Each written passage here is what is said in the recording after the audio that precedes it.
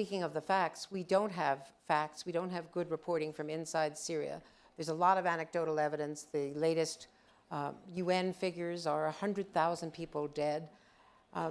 Madeleine, when you were in the Clinton administration, you were such a passionate advocate for action in Bosnia. We know what happened when you argued with Colin Powell memorably about that. What should the U.S. role be in Syria?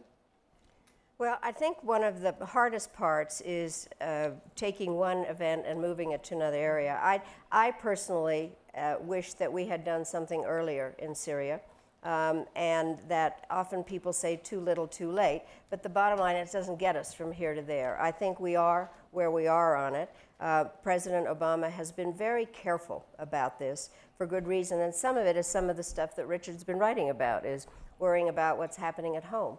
I think that, if I might say, I think that President Obama is dealing with what has been the greatest disaster in American foreign policy, which is the war in Iraq, that made it very difficult for the United States to move into another area where our views on do we get involved in another war in the Middle East in Islam. So I believe that what the president is doing in terms of now providing some more military assistance to the rebels is a good idea.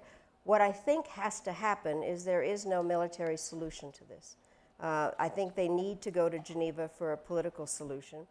But if I might say, I am obviously the oldest person on the stage, though not necessarily the oldest in Aspen. Not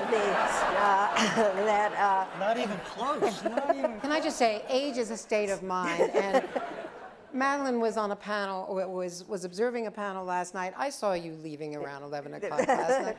You are the youngest person on the stage. No, but I think the thing that what we need to think about is the things that we have viewed in the last century and this one. I think what we're seeing in the Middle East generally is the biggest change in our lifetimes, probably bigger than the end of communism. And I think part of it is a massive battle between the Shia and the Sunni, and the Persians and the Arabs, and a lot of it is playing out in Syria. And if you think that we're in for the long run in Egypt, this is a long story in the Middle East. And I think that's the way that we have to see what we're doing in Syria.